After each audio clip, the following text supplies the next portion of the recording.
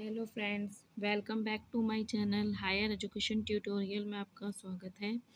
आज हम एक टॉपिक पढ़ेंगे यूजीसी नेट का लर्नर्स कैरेक्टरिस्टिक्स के बारे में। सो लर्नर कैरेक्टरिस्टिक्स मींस शिक्षार्थियों की विशेषताएं क्या होती हैं। हमने पिछली क्लास में पढ़ा था कि कैरेक्टरिस्टिक्स ऑफ टीचिंग या जो टीचर होते हैं उनकी क्या विशेषताएं होती हैं। यहाँ पे अब हम लर्नर की विशेषताएं के बारे में पढ़ेंगे, जो सीख रहा है उसकी क्या विशेषताएं। तो फर्स्ट है, इस टॉपिक में क्या क्या आएंगे, adolescents and adults, academic, social, emotional, cognitive, individual differences. इन सब टॉपिक्स के बारे में हम चर्चा करेंगे।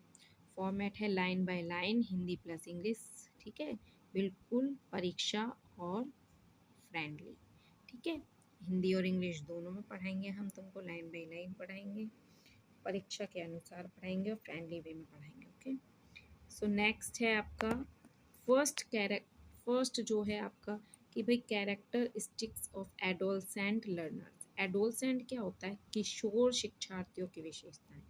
किशोर शिक्षार्थी कौन से होते हैं, मतलब हमने पिछली क्लास में ऐसे प्राइमरी के बारे में पढ़ा था, बट उससे जो थोड़े से हो जाते हैं पढ़े, उसको बोलते हैं किशोर शिक्षार्थी, मीन्स एडोलसेंट लर्नर्स, किशोर शिक्षार्थियों की व्यवस्था, ठीक है, विशेषताएं, सॉरी।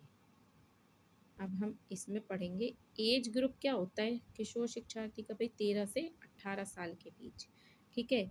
एकेडमिक कैरेक्टरिस्टिक्स, इनके अपने कुछ एकेडमिक कैरेक्टरिस्टिक्स होती हैं। एकेडमिक मीन्स शैक्षणिक विशेषताएं, पढ़ने की क्या विशेषताएं होती हैं इनकी। Show they show interest in abstract, they show interest in abstract thinking and problem solving. ये जो होते हैं ये बहुत चिंतन और समस्या समाधान में रुचि दिखाते हैं। ये जो इतने 13 से 18 साल के जो बच्चे होते हैं, इनका जो इंटरेस्ट होता है वो abstract thinking and problem solving में ज़्यादा होता है। वो हर चीज़ों को प्रॉब्लम सॉल्व करने का, मतलब कि उनका पूछने का एक वो होता है कि भाई ये ऐसा क्यों होता है, वैसा क्यों, हर प्रॉब्लम को सॉल्व करने का एक वो रहता है। और थिंकिंग बहुत ज़्यादा करते हैं, सोच विचार ज़्यादा करते हैं, ठीक है। नेक्स्ट है, नेक्स्ट पॉइंट है, they begin to develop self study habits and career related awareness, ठीक है। ये जो होते हैं वो सेल्फ स्टडी हैबिट्स डालते हैं, मतलब खुद से ही पढ़ना सीखते हैं। इसको हिंदी में हम ऐसे बोलते हैं कि ये आत्म अध्ययन की आदतें और करियर से जुड़ी समझ विकसित करने लगते हैं। तो आप इसके बारे में पढ़ सकते हैं, भाई सेल्फ स्टडी करने की कोशिश करते हैं, ये अपनी हैबिट इस तरीके से डालते हैं कि वो खुद ही पढ़ें, ठीक है, किसी दूसरे की हेल्प ना लेके सेल्फ स्टडी करें। And career related awareness, career से रिलेटेड अवेयरनेस हो जाती है उनको, ये होता है भाई आगे हमें क्या करना है, उससे रिलेटेड वो अवेयर हो जाते हैं, ठीक है। नेक्स्ट है आपका सोशल कैरेक्टरिस्टिक्स, जिसको हम बोलते हैं सामाजिक विशेषताएं। तो सामाजिक विशेषताएं में क्या आता है देखते हैं हम।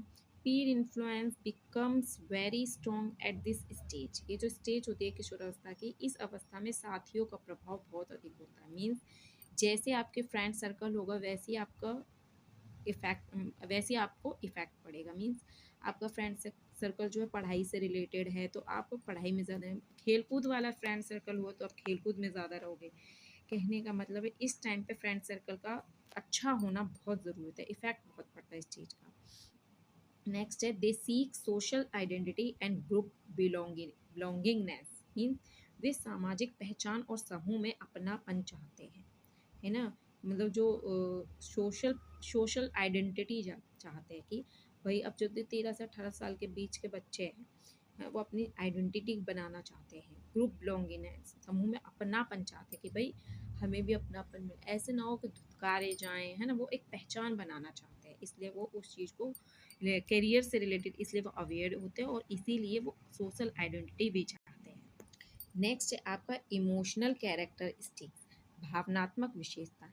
इमोशनल इंस्टेबिलिटी इज कॉमन, ठीक है, इमोशनल इंस्टेबिलिटी इज कॉमन, भावनात्मक अस्थिरता सामान्य है, ठीक है।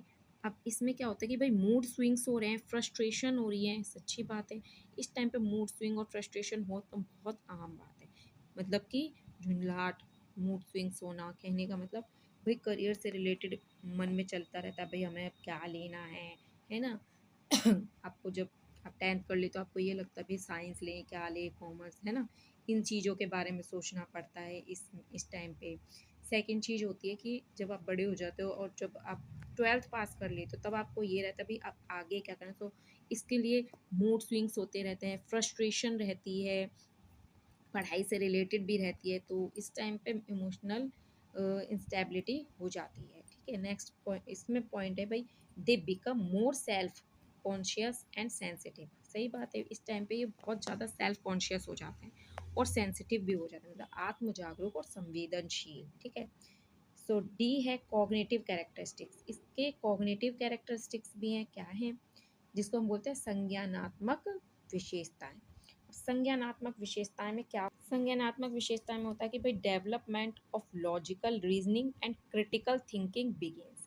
इसमें क्या होता है कि जो इनकी देखो हिंदी में हम इसे ऐसे बोल सकते तार्किक तार्किक चिंतन और आलोचनात्मक सोच का विकास होता है। मीन्स इस टाइम पे लॉजिकल रीजनिंग बहुत ज़्यादा, मतलब सोच विचार ज़्यादा चलती है, क्रिटिकल थिंकिंग आती है, मतलब क्रिटिकल थिंकिंग का मतलब होता है सोच विचार ज़्यादा चलती है, हर तरीके की सोच विचार चलती है। ठीक है, they start questioning facts and authority. बोला था ना मैंने कि इस टाइम पे क्वेश्चनिंग ज़्यादा करने लगते हैं बच्चे कि भाई ऐसा क्यों हुआ, वैसा क्यों हुआ, मतलब वे तथ्य और प्राधिकरण पर प्रश्न उठाने लगता है, अथॉरिटी पर। ठीक है, आगे है नेक्स्ट है कैरेक्टरिस्टिक्स ऑफ एडल्ट लर्नर।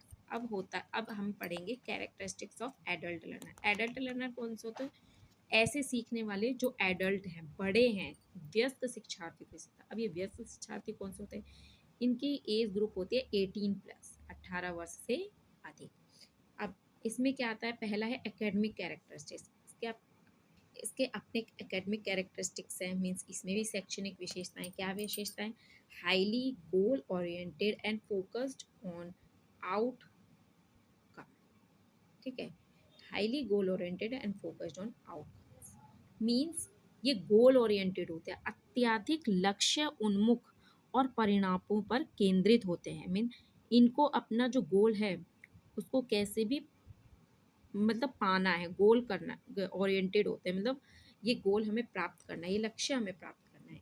इस टाइम पे यही होता है बच्चों का पहला, और परिणामों पर केंद्रित होते हैं, मीन्स जो भी उनका आउटकम आएगा उस चीज़ से रिलेटेड या जो भी रिजल्ट आएगा उससे रिलेटेड फोकस्ड होता है पूरी तरीके से। ठीक है, नेक्स्ट है they value practical and relevant learning.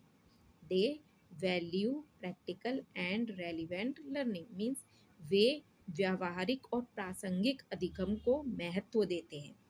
वे व्यावहारिक और प्रासंगिक अधिगम को महत्व देते हैं। दे value practical and relevant learning. ठीक है, नेक्स्ट आ जाता है सोशल कैरेक्टरिस्टिक्स, सामाजिक विशेषताएं क्या होती है इसकी, bring real life experiences into learning. Means वे अपने जीवन अनुभवों को अधिगम में शामिल कर लेते हैं। कहने का मतलब जो भी अपने जीवन में वो एक्सपीरियंस लेते हैं, लाइफ में जो भी एक्सपीरियंस आते हैं वो उनको उस लर्निंग में शामिल कर लेते हैं। अधिगम मतलब लर्निंग में शामिल कर लेते हैं। ठीक है, prefer respect equality and collaboration means सम्मान, समानता और सहयोग पसंद करते हैं इस टाइम पे। ठीक है, इक्वालिटी होनी चाहिए। नेक्स्ट है इमोशनल कैरेक्टरिस्टिक्स। अब आती है इमोशनल कैरेक्टरिस्टिक्स के बारे में, मतलब भावनात्मक विशेषताएं। Emotionally stable and self regulated, भावनात्मक रूप से स्थिर और आत्मनियंत्रित होते हैं ये लोग। ठीक है, मीन्स इमोशनल कैरेक्टरिस्टिक्स में तो स्टेबल हो जाते हैं इमोशनली ये बहुत ज़्यादा, और सेल्फ रेगुलेटेड हो जाते हैं, आत्मनियंत्रित भी हो जाते हैं। ठीक है, नेक्स्ट है motivated by internal factors. In motivated by internal factors, जो इंटरनल फैक्टर होते हैं उनके द्वारा ये मोटिवेटेड होते हैं। सेल्फ ग्रोथ होती है, कैरियर एटसेट्रा इन चीज़ों से रिलेटेड, मतलब आंतरिक कारणों से प्रेरित होते हैं इनसे। तो आंतरिक कारण कौन से, सेल्फ ग्रोथ होती है उनकी, कैरियर से रिलेटेड वगैरह है ना, इनसे मोटिवेटेड होते हैं। नेक्स्ट आ जाता है आपका कॉग्निटिव कैरेक्टरिस्टिक्स, संज्ञानात्मक विशेषताएं। They learn through reflection, they learn through reflection, application and reasoning. वे चिंतन, प्रयोग और तर्क के माध्यम से सीखते हैं। कॉग्निटिव जो होते हैं संज्ञानात्मक विशेषता में क्या होता है भाई, रिफ्लेक्शन, एप्लीकेशन एंड रीजनिंग से सीखते हैं। ठीक है, नेक्स्ट पॉइंट है prefer self directed learning and independence. इनको इस टाइम पे क्या पसंद होता है, self directed learning. Self directed मतलब खुद के द्वारा निर्देशित, स्वनिर्देशित अधिगम, मतलब जो खुद के द्वारा वो अपनी पढ़ाई को पसंद करते हैं और स्वतंत्रता को पसंद करते हैं। आज के लिए इतना ही। ओके बाय, मिलते हैं नेक्स्ट क्लास में।